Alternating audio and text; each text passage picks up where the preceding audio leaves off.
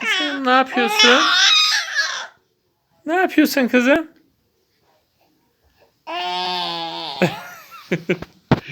Ne haber kız?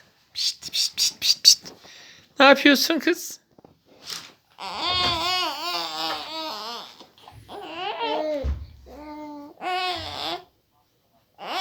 Ne haber? Ne haber?